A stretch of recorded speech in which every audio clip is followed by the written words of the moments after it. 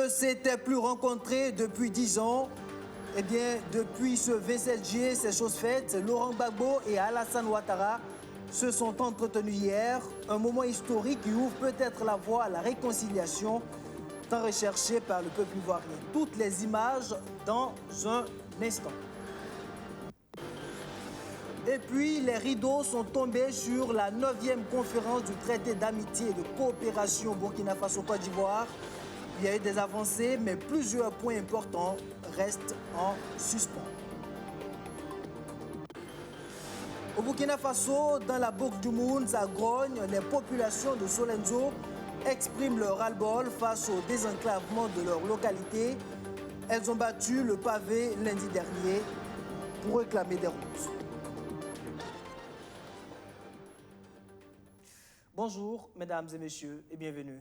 C'est une image historique. Lorsque, le 29 novembre 2011, le vainqueur de l'élection présidentielle, Alassane Ouattara, transférait Laurent Gbagbo à La Haye, personne ne s'imaginait que 10 ans plus tard, ces deux personnalités se retrouveraient tout sourire, main dans la main pour parler réconciliation. Eh bien, depuis hier, Laurent Gbagbo et Alassane se sont rencontrés, ils ont tous salué une rencontre, je cite, fraternelle et détendue. Je vous propose d'écouter tour à tour les deux personnalités. Je suis venu rendre visite au président Alassane Ouattara, que je connais depuis longtemps. Et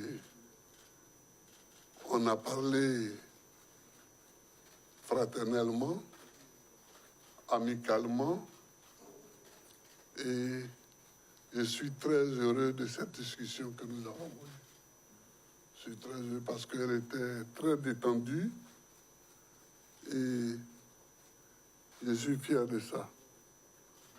Je suis fier de ça. J'ai souhaité que de temps en temps, on puisse avoir ce genre d'entretien qui détendent l'atmosphère dans le pays. En ce qui me concerne, j'ai surtout parlé avec le président, j'ai insisté sur les prisonniers qui ont été arrêtés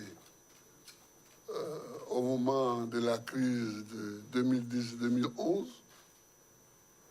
et qui sont encore en prison. Alors, j'ai dit au président, et vous serez d'accord avec moi, que j'étais leur chef de file. Et moi, je suis dehors aujourd'hui. Et ils sont en prison.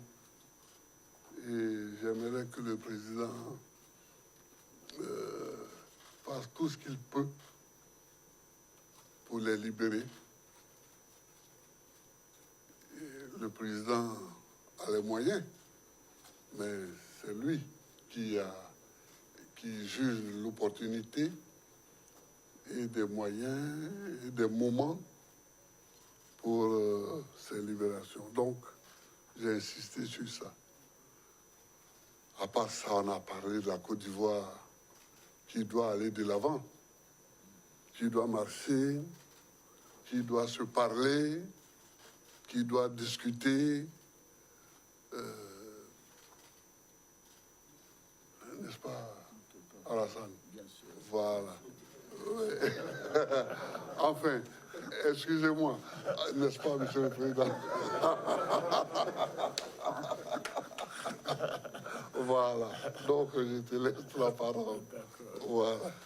Ben, écoute, mon cher Laurent, merci beaucoup. Merci d'être venu pour cette rencontre. Que tout le monde demandait d'ailleurs. Mais les gens ne savent pas que nous sommes parlés, que nous sommes des amis depuis des décennies, ce qui ne nous rend pas jeunes. Hein? Par conséquent, les calendriers et les opportunités nous ont amenés donc à avoir cette rencontre aujourd'hui. Moi, je dois dire que j'en suis ravi. Et je crois que c'est surtout le peuple de Côte d'Ivoire qui attendaient cela avec beaucoup d'impatience. Maintenant, c'est chose faite. Et je voudrais que nous puissions nous féliciter d'avoir eu cette rencontre qui a été cordiale et fraternelle. Parce que Laurent est mon jeune frère, est mon ami. Bien sûr, il y a eu cette crise qui a créé des divergences, mais cela est derrière nous. Ce qui importe, c'est la Côte d'Ivoire, c'est la paix pour notre pays. C'est, comme dit Laurent, pour nous avancer, aller de l'avant, pour bien sûr nous-mêmes, pour les prochaines générations. Je voudrais réitérer mes condoléances à mon frère pour le décès de la maman, Gado Marguerite, et d'Abdourahmane Sangaré.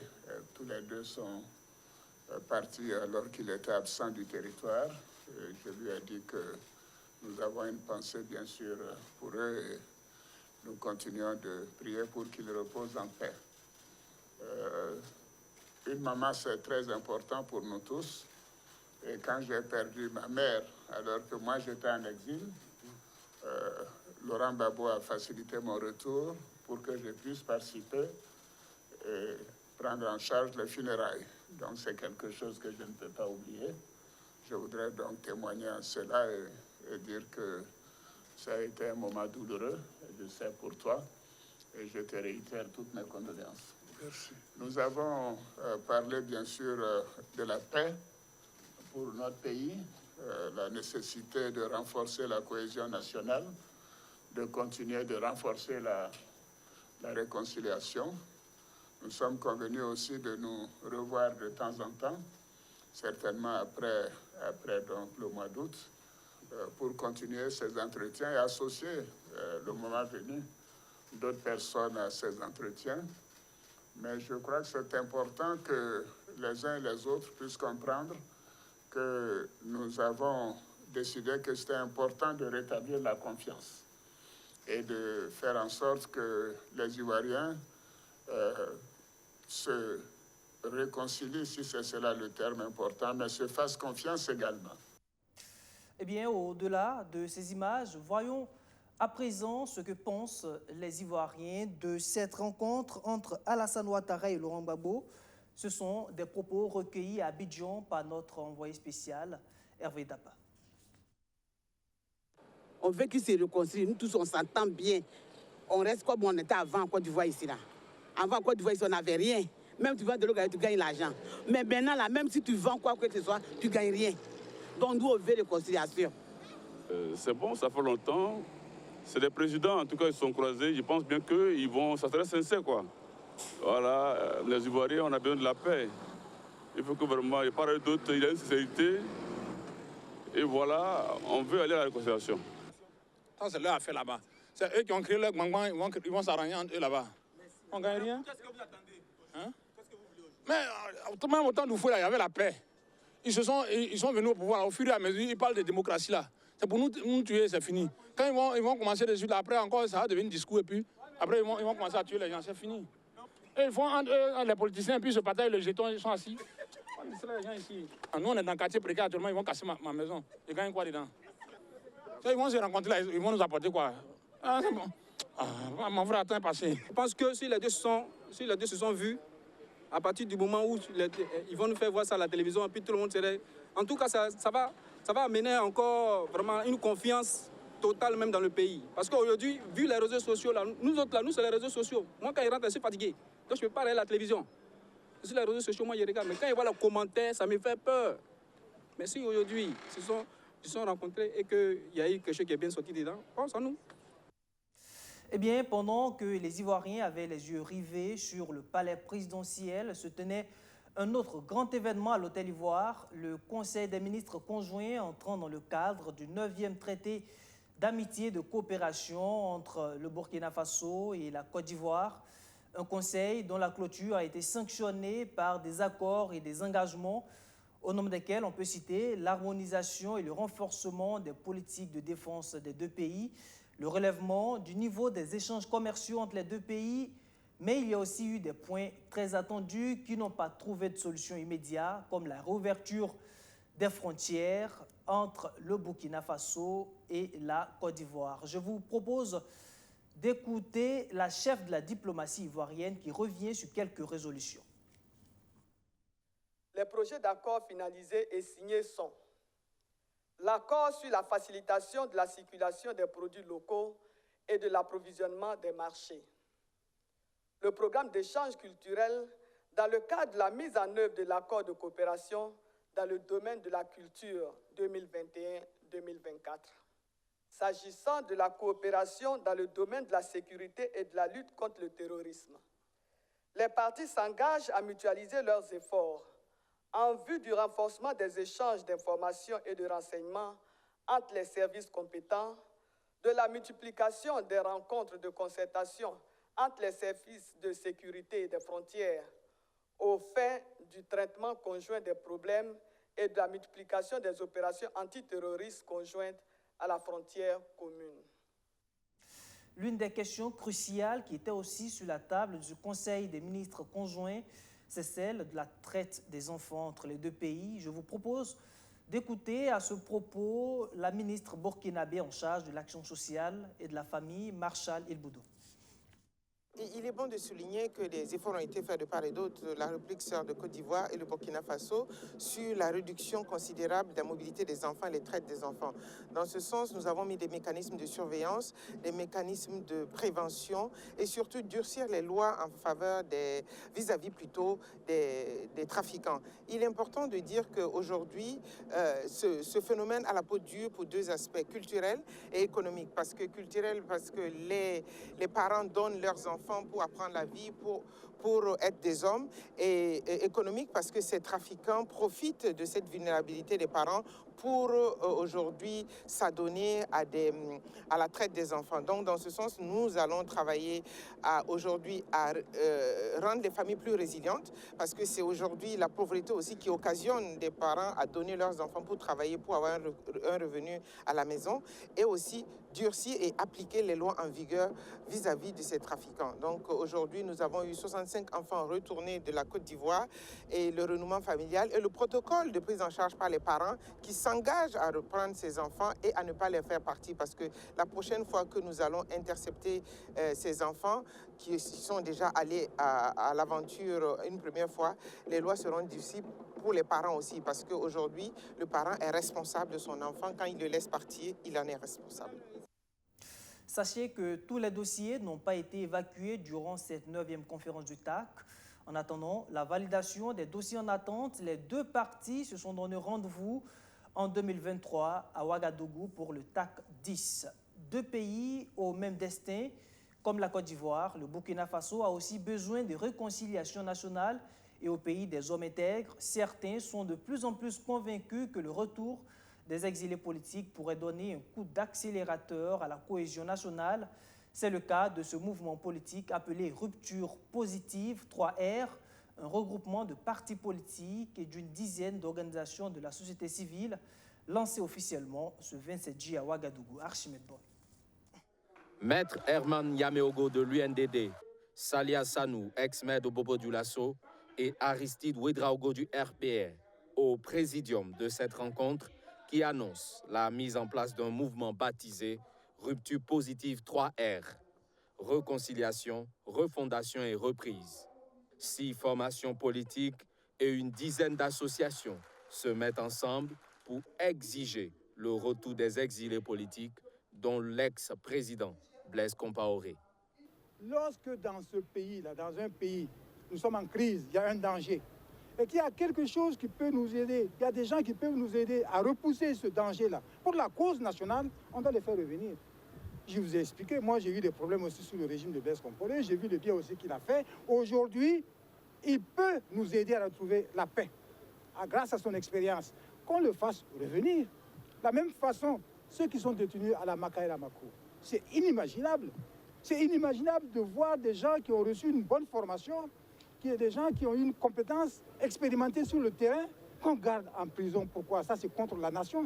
Pour la Rupture Positive 3R, la réconciliation nationale demeure le préalable à tout dialogue national inclusif.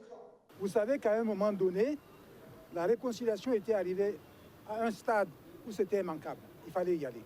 Jusqu'aux coutumiers, aux religieux, tout le monde était d'accord pour que le préalable du dialogue soit la réconciliation. Il faut vous poser des questions. Pourquoi aujourd'hui ce n'est pas le cas? Pourquoi aujourd'hui il y a un reflux? Pourquoi le pouvoir qui a pris des engagements, qui a juré devant la Constitution de le faire, ne le fait pas? Pourquoi? Pourquoi faut-il que les acteurs politiques les mieux placés pour en parler n'en parlent pas?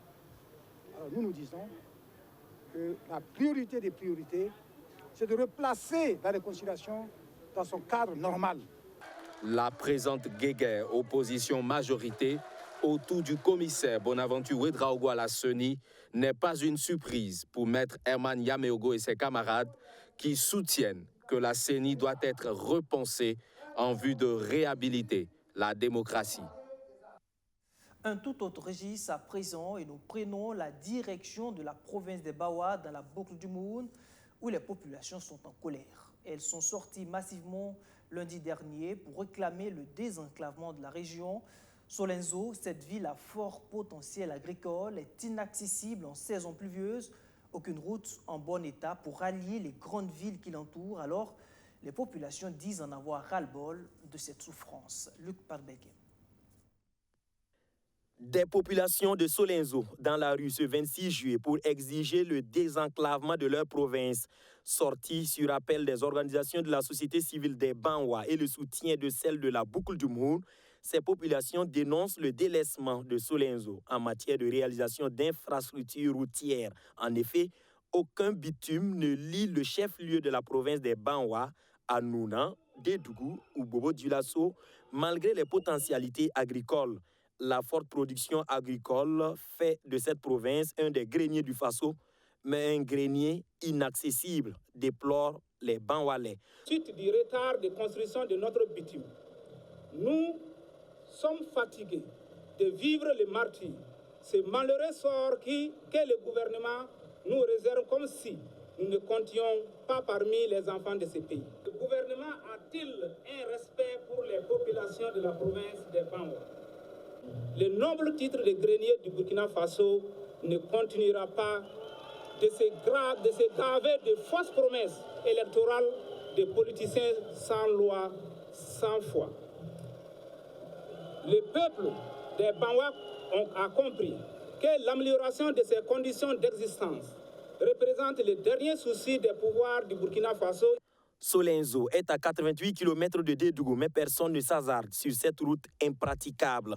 L'option actuelle est de passer par Nouna. Là aussi, il faut passer par environ 80 km de Calvaire. Les 75 km qui relient la ville à Kondougou sur la route de Bobo-Dioulasso ont également fini d'amortir et de mettre hors circuit les véhicules les plus téméraires. Pour les évacuations sanitaires, c'est aussi la croix et la bannière. Toutes ces souffrances ont grossi le rang des marcheurs du jour.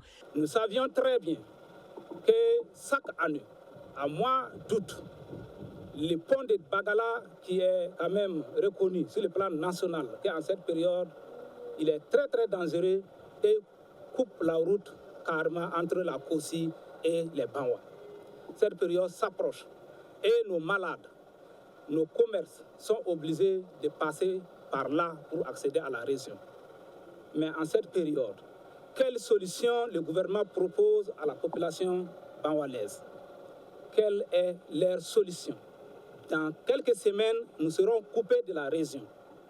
Donc je pense qu'à ce niveau, il y a nécessité, en dehors de notre marche, que le pouvoir MPP réfléchisse dans un bref délai pour trouver une solution à cela. En plus, sur le plan électricité. Nous sommes sortis en 2016 pour demander qu'une province de taille comme Solenzo ne peut pas être alimentée par un groupe électrogène. C'est honteux. On a réclamé la Sonapel. Il y a eu l'interconnexion en 2016. Au jour où je vous parle, le 26 juillet 2001 à 2016, environ 5 ans, pas un compteur de plus. Qu'attend le gouvernement pour l'électrification de cette ville, de cette province? Les fils et filles de Solenzo et d'ailleurs ont dûment consigné leurs doléances sur papier à remettre aux plus hautes autorités et celui chargé de transmettre l'ensemble des doléances des populations des Banwa à ces dernières est le haut-commissaire des Banwa. La question du désenclavement des Banwa a fait l'objet de plusieurs promesses d'autorité, promesses que les populations s'impatientent de voir traduire en actes depuis belle lurette. Un mot de santé avant de nous quitter au département en charge de la question. La situation de la COVID-19 et l'état de riposte, l'élaboration d'un plan national de développement sanitaire sont entre autres les grands axes examinés par le ministère réuni en conseil d'administration du secteur ministériel ce 26 juillet. Une première session qui sera l'occasion pour Charlemagne Ouedraogo et ses collaborateurs de faire aussi le bilan du plan d'action 2020 et de consolider celui de 2021. Benjamin Kwame. Mesdames et messieurs, l'année 2021 est une année charnière pour le département de la santé. Faire le bilan du plan d'action de 2020 et consolider celui de 2021 et élaborer un plan d'urgence pour les hôpitaux publics dans un contexte de la COVID-19 sont entre autres les points qui sont examinés par le conseil d'administration du secteur ministériel de la santé au cours de sa première session ordinaire de l'année 2021. Occasion aussi pour ces acteurs d'élaborer des référentiels pouvant offrir un système de santé résilient et des soins de qualité au profit des populations. Nous sommes à une période charnière puisque nous sommes en train d'élaborer notre prochain référentiel de santé 2021-2030. Donc ce processus sera également présenté à l'ensemble. Nous avons une grosse préoccupation qui est celle donc du plan d'urgence pour les hôpitaux en période Covid, dans la nécessité du continuum des soins de la communauté jusqu'au sommet. Ce plan d'action, ce plan d'urgence pour les hôpitaux est terminé et nous allons donc l'examiner en CACEM avant de l'introduire en Conseil de ministres. La COVID-19 s'invite aussi à la table des discussions. La vaccination est à ce jour le moyen le plus efficace de lutte contre la pandémie, mais elle ne rencontre pas l'adhésion de nombreux Burkinabés. Le ministre Charlemagne Ouedraogo et ses collaborateurs entendent explorer tous les moyens nécessaires afin d'inciter les Burkinabés à se faire vacciner. Nous devons examiner la question de la Covid, la pandémie de la Covid, pour faire le point de la riposte et regarder qu'est-ce qu'il faut faire actuellement, notamment la vaccination. Nous devons examiner tout ce qu'il faut pour engager toute la communauté vers la vaccination afin que nous puissions protéger la population, surtout que nous sommes en train d'échanger sur la réouverture prochaine des frontières.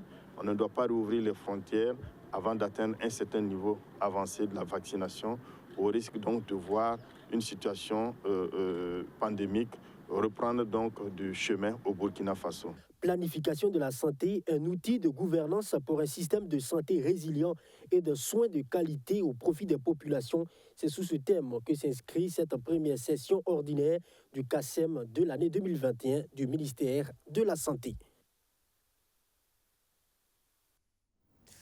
Fin de cette édition. Merci de nous avoir suivis. Je vous retrouve demain, si Dieu le veut. D'ici là, portez-vous bien et restez fidèles à nos programmes. Merci.